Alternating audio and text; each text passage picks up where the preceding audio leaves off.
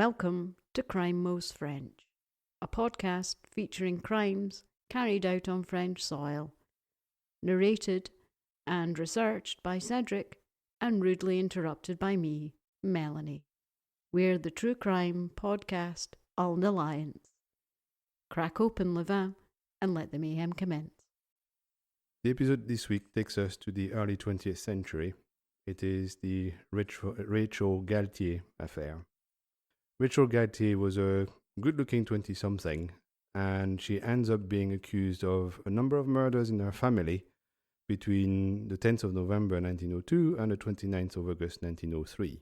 So it's only barely just in the 20th century. Yeah. Rachel spent her years between ages 3 and 14 in a boarding school in Casneuil, southeast of Bordeaux, like halfway between Bordeaux and Toulouse. So her family weren't paupers then? No, and they obviously didn't want kids. It's I called it a boarding school, but it's called a school in all newspaper articles I've read. Mm-hmm. But it's a school away from home, and she would never go home. Yeah. So it wasn't a finishing school. It wasn't No. fancy. It was just somewhere to bung your kids if they got on your nerves. yeah, that's all that was. Yeah. She's good at writing and painting, but she has some difficult attitude of a privileged kid. Mm. So she behaves like an entitled kid, essentially. Yeah, she sounds like a brat. Yeah. Mm. Her teachers say that she's intelligent, but she has no personality and she's a follower. That's never good. No. During her stay at the boarding school, she's mostly good. She does what she's told and she obeys orders. But she's caught a few times stealing pens, pencils, and paper. Nothing of value. And the head of school doesn't even feel that her parents need to know about it. No, that's pretty common. I think a lot of kids go through a kind of like petty larceny stage in their life, pinching sweets from the shops and stuff. So no red flags yet. No. And also she was stealing because she liked to write and draw, so you can understand. Yeah, well, I mean, kleptomaniacs never actually steal anything they want to use. They just steal for the thrill, don't they? Yes. Mm. 1 year before leaving the boarding school, a number of engravings disappear from the art room. Rachel is quickly suspected because she used to go there on her own, so she likes to draw. Okay. She denies at first, like kids and criminals do, but it doesn't take long for the teacher to make her confess that she did steal those things, and she returned it. That's kind of like a stage up from just, pinching stuff that you kind of like want to use. Yes. Yes, because that's kind of like gone from just a bit of cheeky back pocket stuff to actual theft. Yes. Yeah, at that point it was actual theft. Just for the record, Cedric and I never went through a thieving stage, by the way. We did have a quick conversation. No, we were never into kind of like belching sweets or scrumping anything. No, never done that. Her grandfather was one caught stealing cigarettes in a tobacco shop in town. So a few people wonder if it's some kind of hereditary kleptomaniac tendency. But her thefts are so insignificant that it's considered childbite behavior by most people. Yeah, but one packet of fags doesn't make a summer, does it really? You're not a petty larcenist or a grand larcenist just because you pinch one packet of fags. Yeah, I know. That's weird. There's something some of the newspapers mentioned, but it's like, how is that relevant, really? No. It's weird. The grandfather stole some cigarettes one day. Yeah. And? Yeah. But anyway, they always try to blink and explain things because people don't like psychopaths. So. No, and nobody likes a loose end in a newspaper article. They like to tie all the ends up, don't they? Yeah. Mm. Rachel leaves the boarding school on medical reasons. She has gastric issues that require specific attention. So I'm hearing you, sister. I'm hearing you. There's no worse than a dodgy tum-tum. Yeah, she's therefore sent back to her parents, where she's confined to her room for about 3 years. Oh, that's savage. Yeah, I don't know why. They obviously didn't want her around. They didn't want a daughter around. So when she went back, then she was told to go to her room and was barely ever let out. Yeah, I mean, that's kind of like, I know they used to send people away to, when they had TB, they used to send them away to these, conservatories in the country so they would get clear air. But I mean, that was for kind of like 6 months or something. 3 years, that's a long time. Yeah, and also she was home. It's not like she was away. She was actually with her parents. Yes. So anyway, the only way out she has is to get married, which is what her parents want to do. Yeah, that's very typical, isn't it, for that time? Yeah. The tradition in small bourgeoisie family at the time was to marry your daughters into a good family. Mm-hmm. It's the opposite of the aristocracy where they tend to marry daughters down for money. Okay. The bourgeoisie tries to marry up for titles and this kind of stuff. So it's kind of the opposite way, and they meet in the middle somehow. Yeah. That family is that of Gaston Galtié, or Gaston André Galtié. According to newspapers, and I've checked, and that's what's amusing, according to newspapers, he was 20 years older than her, and our reaction was, ew. Yeah. But I checked, and when they got married in 1898, he was only 7 years older than her, because he was 26, and she was a minor at 19. Yeah, I mean, that's a lot like skin crawling. I mean, that's yeah, nothing. 7 years is some time, but it's not 20 years. It's no. Like, it could be your dad. So I don't know why the newspapers said 20, and several of them did, so obviously copied each other, but I really don't understand why they said 20 years. Maybe they wanted to gross people out or justify, or I don't know. I wonder if even back then, one source cites a fact and nobody ever checks. Yeah, I suspect that was the case, yes. I mean, that happens now. That's how so much lies get spread around so quickly, because nobody checks. Yeah, because it doesn't take long. I did it last night, and it took 10 minutes or so to find the wedding certificate. So anybody would have been able to do that. Mm-hmm. But obviously nobody did. But anyway, he was only 7 years older. He was 26. Yeah.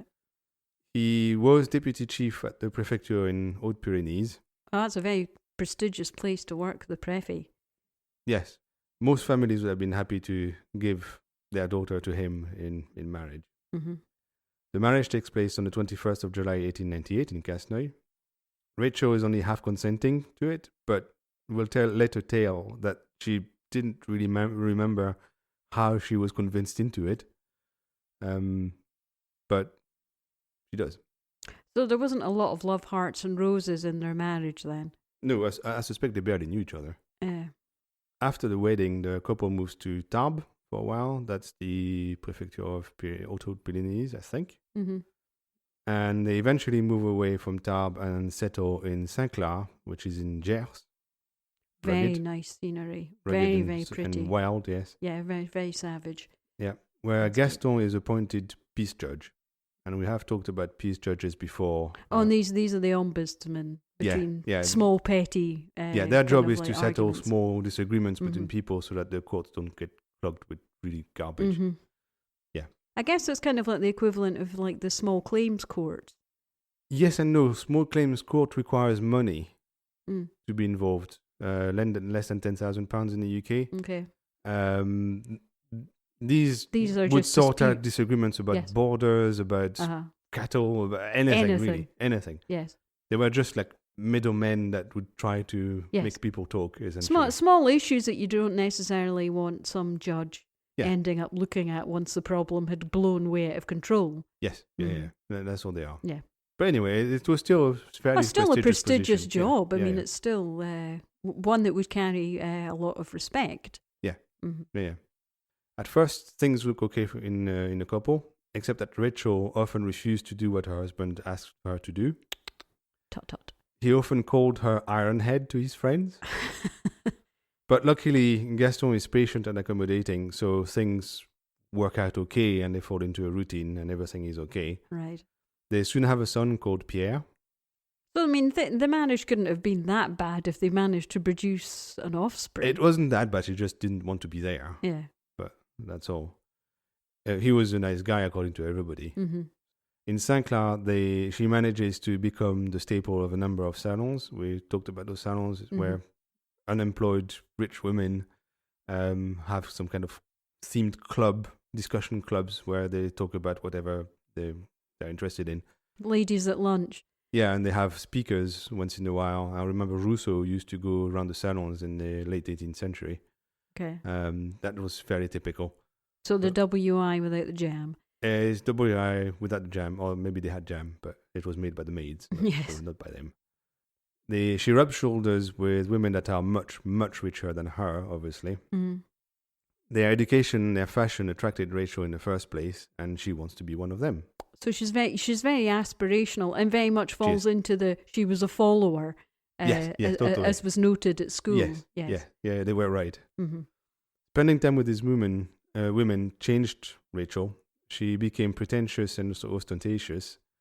She would wear over the top attires in town, and people even said that she would not leave her bedroom without an expensive gown on. Mm. Her friends, the few friends that have met her, that knew her in boarding school, said they just didn't recognize her. She was a different person at that point.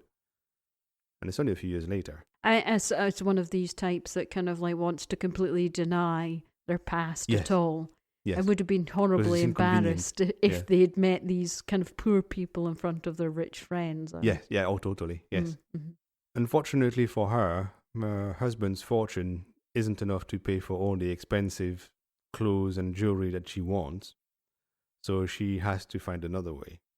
I think this is very much a case of living beyond your means sparks off any problems down the road. It is such a tale as old as time, isn't it? Yes. So on the 17th of December 1900, she learns that one of her friends between air bunnies, Georgette Larieux, was leaving town to follow her husband to Toulon. He was in the Navy, and that's where most of the Navy was posted at the time.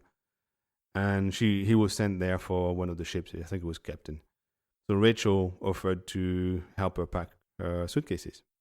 Oh God, I'm not too sure I would like Madame Lightfingers anywhere near my goods and chattels. Yes. Georgette, as she was packing, has laid out some of her jewelry on a chest of drawers before she can put them in a box for traveling. Uh-oh. Suddenly, Rachel screamed and told Georgette that the ground floor was on fire. Georgette ran downstairs and discovers the start of a fire, and she has no problem controlling it. It's a massive coincidence. It's a massive coincidence, yeah. Rachel comes down soon after, saying that she saw a flame in the living room and saw a man run away. Yeah, sure. Next to the doormat, which was the thing on fire, right, was a bottle of petrol and matches. So basically, this woman has come prepared. Yes. But it is obvious to everybody that there was criminal intent. Yes, obviously. Clearly. Rachel has her husband notified. 1900, it takes a while. You have to send someone because no phones, no internet, no nothing. So basically, you're sending somebody down to Toulon at that point. Yeah, you get a kid and they run there and get that guy. Messenger, come here. Yeah. So her husband comes to the house with a gendarme. And all they can do is note that there was a fire. Yes, that's true. And the fact that Georgette's jewelry has disappeared. The suspicion of theft was confirmed when they found the jewelry boxes outside the house. Like someone ran with the boxes, they were inconvenient, emptied the boxes and threw them out. The thief, probably disturbed, had escaped. So this man who broke in just specifically to steal her jewelry managed to get away with foot it out, did he? Yeah. A few days later, Rachel was selling some of that jewelry in Auch. Oh, what a coincidence. She must have bumped into the guy who stole it. Yeah, exactly. They had been damaged and distorted, according to the guy who bought them, like they weren't the right size for Rachel. So he thought it was a bit strange, but anyway, bought some of it anyway. Do you think she would have kept the jewellery if it had fitted her? She kept some, but she sold some. She probably sold the stuff she couldn't wear because it was too small. And probably would have been too obvious as well. Yeah, I guess so. But Georgette was going away, so it didn't matter that much. Oh, it's true. No, I was thinking more of like the friends of Georgette going, ooh, Georgette had a particularly unusual type brooch. Yeah, that is true. It's risky. Yes. She hid the rest that she didn't sell in her house and her parents' house. Unfortunately for Rachel, she didn't get much money for those jewels, so she needed another plan. Bummer. The Galtié couple had been entertaining a relationship with a Monsieur Delorme, who was an insurance broker for a few months. Uh-oh. He had a good reputation in town and people trusted him. I have no idea how, because why would you trust an insurance person? Yeah. His only goal in life is to sell stuff to you. Yes. Why would you trust him? But anyway, people trusted him at the time. Different era, I guess. It was easy for Rachel to convince Gaston to take a life insurance policy with Mr. Delorme as a broker. The contract is signed on the 30th of August 1901, and it was for 20,000 francs payable over 20 years. That's a huge amount of money for that time. That would be not a massive amount of money. It would probably be something like 250,000 euros, and spread over 20 years, so it's not that much. It's like 10,000 euros a year. Okay, well, It's a start, but it's not a huge amount of money. The cost per annum was 667 francs. That's quite. That is steep. quite high. Yes, if we consider 10 euros per old francs, that would be over 6 grand a year. So it's a good price. Unfortunately, Gaston can't afford it because he was planning to get money from his in-laws, Rachel's parents, and they never gave him that money, so he doesn't have the money to pay for the insurance policy. Didn't you check out what her parents did? What Rachel's parents did, didn't they? Weren't they listed as he was a butcher or something? Yeah, he was a butcher. Yeah. So he obviously had his own business, but he wasn't that wealthy. Yes, he had some money. He could have inherited as well, which is usually the case. It could be her mum's money. I don't know. I didn't get the detail, but he's listed as a butcher on the marriage certificate. So Gaston cancelled the policy on the 9th of October, but he forgot to mention it to Rachel. So Rachel, unaware, continues with her plan. To avoid being suspected of anything, she took her time. It was only in October 1902, a year later, that she asked one of her maids to go to the pharmacy and buy some arsenic to kill some rats that they had in the house, and they were keeping her awake. Noisy she needed rats. to get rid of them. So the maid goes, gets the arsenic, that's all fine, and she starts sprinkling arsenic on Gaston's desserts and in his tea. She probably didn't think things ahead, but Gaston was going to die very slowly and very painfully. Shit, I mean that's a very cruel and callous. I suspect she didn't do it on purpose. She probably saw that when you give arsenic to rats, they die quickly. So she thought, he's going to die quickly. She forgot the difference in scale. Oh, that's true. To kill a person with arsenic, you need to give quite a lot of it. And if you just sprinkle on top of desserts and tea, that's going to be a very small amount for a very long time. So we're saying she's just, she's just a murderer. She's not a complete sadist. I suspect so. I don't know for sure, but I suspect so. Yeah. One morning, she watches Pierre play in the garden. The life insurance policy pops up in the conversation. Right. With Gaston. Uh-huh. And he tells her, oh, by the way, I've cancelled the policy a few months ago. Uh-oh. Because I couldn't afford it. And apparently she went into a rage and attacked Gaston.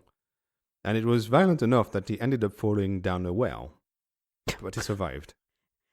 So angry. He fell down a well. That's ludicrous. Well, yeah, she probably threw herself at him or something. Unfortunately for Gaston, the poison has started working at that point, and he died on the 10th of November 1902. That must have been a really awful that took a month. way to die. That's sort of months of poisoning, yes. There must have been a lot of vomiting and lots of things on the way. It wasn't mentioned in the articles I read. Oh, yeah, poor guy. That is just such a horrendous way to go. Yeah. The doctor called to note the death, attributed it to excess of table, as it was called at the time. So he was a gourmand. Yes, he was known for liking his food, and they assumed, he had too much food and he died. It's a weird thing to do, but anyway, at the time that was a thing, apparently.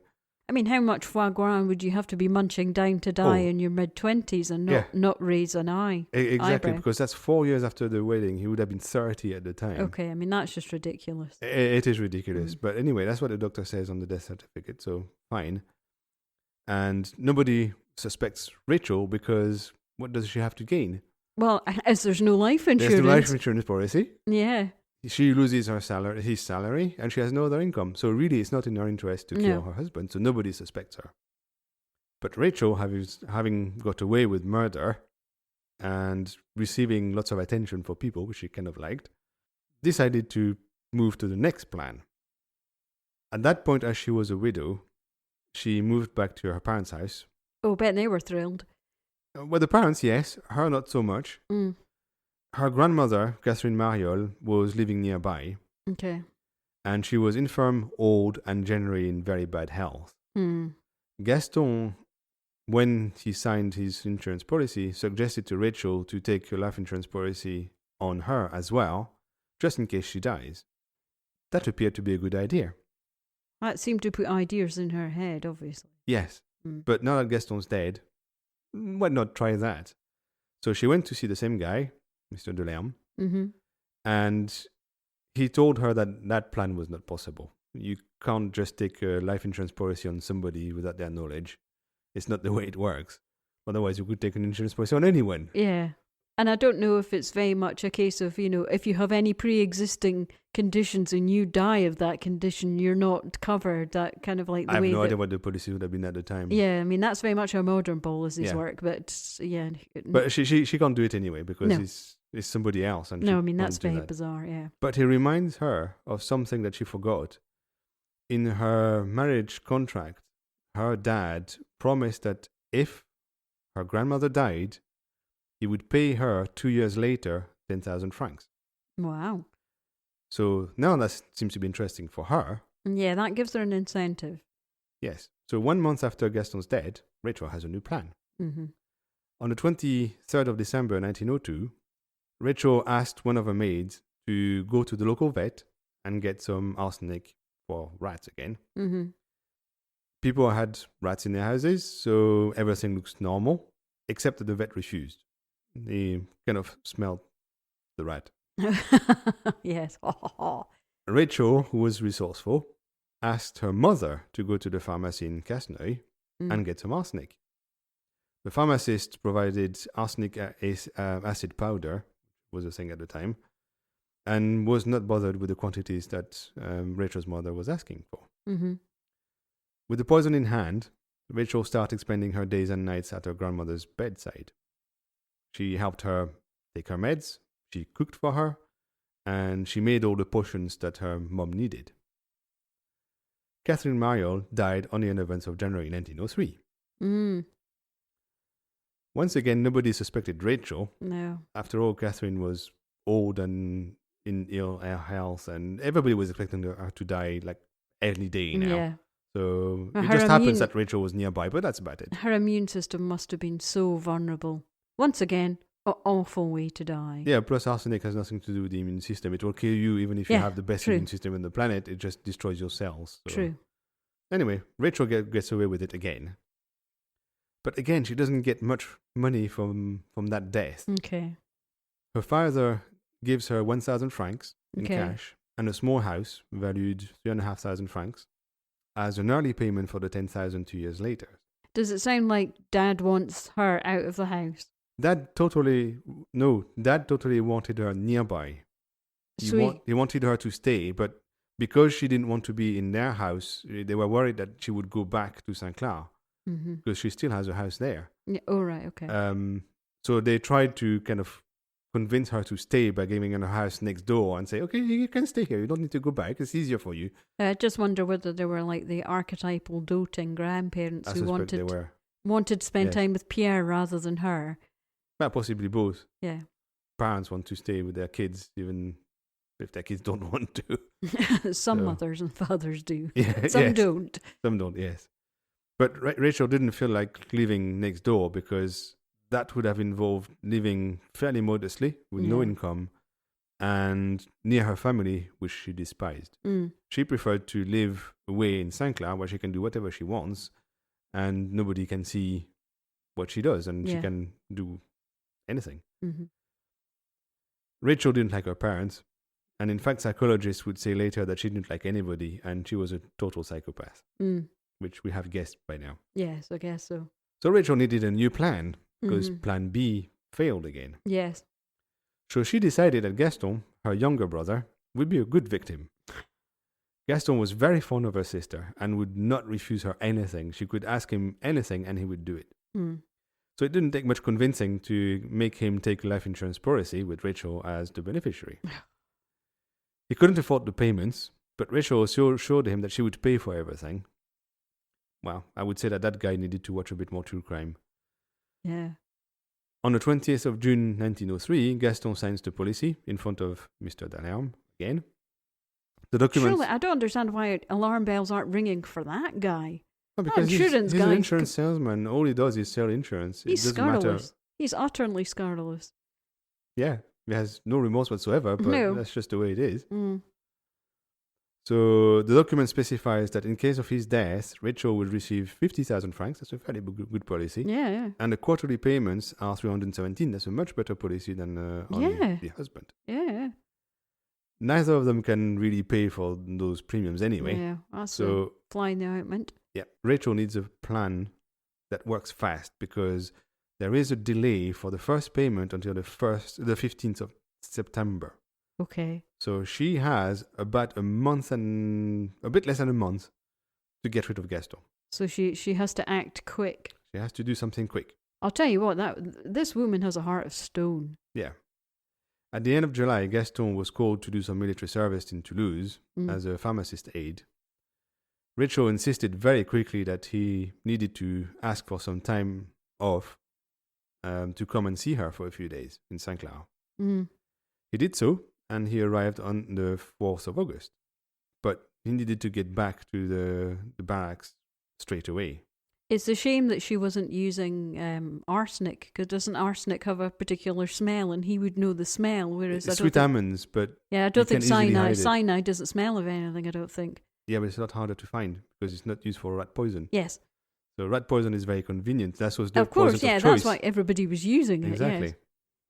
But I'm just thinking, as he was a pharmacist's aide, he might be used to the smell of poisons.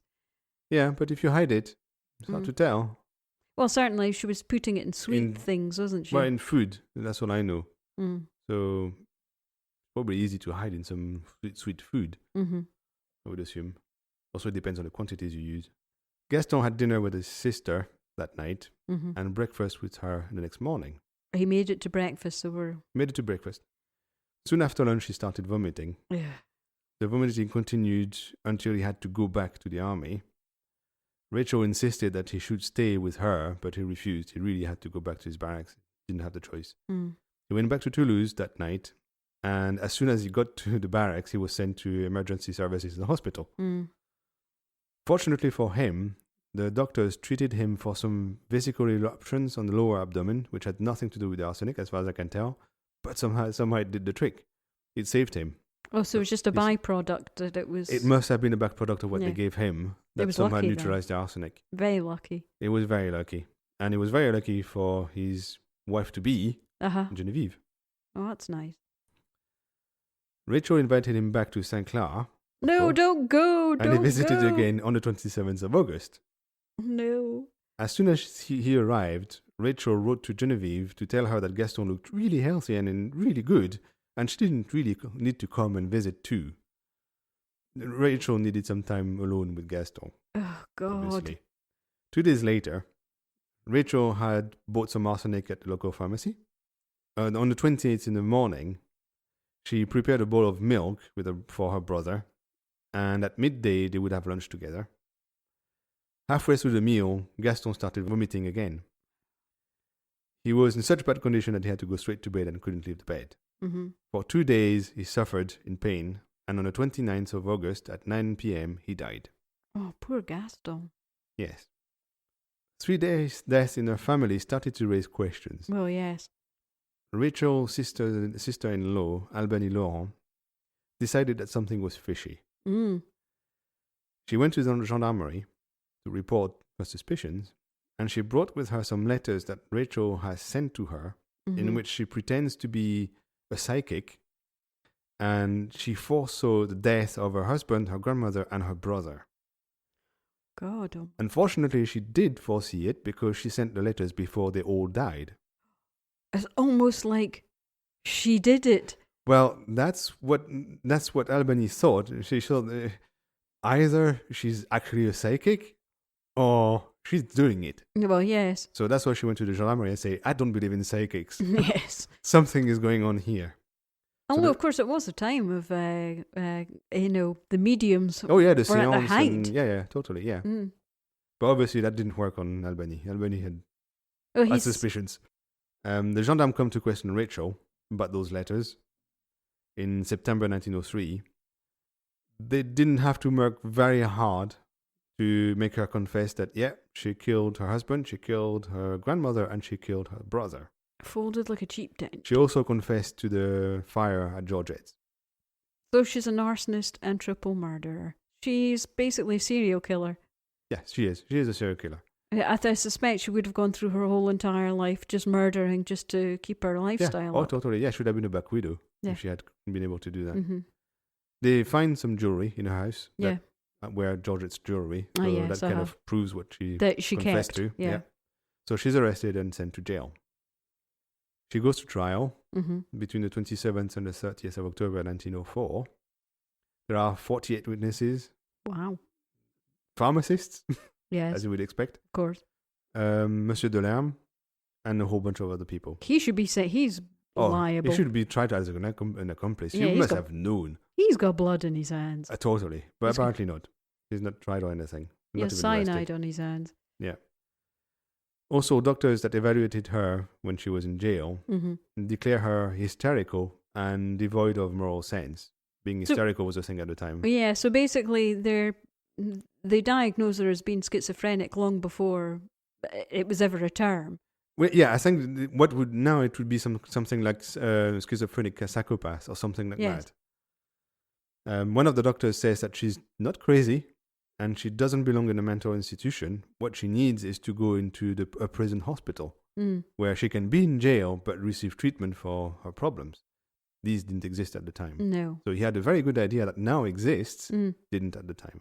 It's very... So she's just sent to prison. Isn't it very telling? And I don't think much has changed, that they're giving that much leeway to a woman who's not wealthy, but, it's not some kind of poor bloke who's, committed murders. It's some kind of like fashionable lady. Yeah, well, exactly. That's exactly what happens. She's found guilty of all the crimes, but the jury accepts attenuating circumstances. I have no idea what they were. The newspapers weren't specific.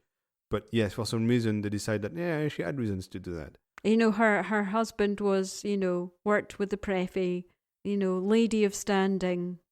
So we'll give her the benefit of the doubt. Yeah, I don't know what it was, but something like that happened. Yeah. And instead of being sentenced to death for 3 murders, she's sentenced to 20 years of hard labor. Yeah. And checked last night, I found Rachel's birth certificate and they had the death date. And she died on the 12th of March, 1970. So she had a long and healthy life. She lived nearly 100. So, yeah. There was only one winner in that story, and that was her. She died in Montpellier. Yeah. So, she was the winner because even if she spent 20 years in jail, she still lived long after that because she was 22 at the time. So if she did the 20 years completely, which is not likely, but assuming she did 20 years, she got that at 42 and she still had like nearly 58 years of living. So, she got the good end of the deal. Yeah. And that is the story of Rachel Galtié. Yeah, and doesn't it just show you that the Edwardian Real Housewives of Provence Alpes Côte d'Azur are way more deadly than the ones that are on TV now?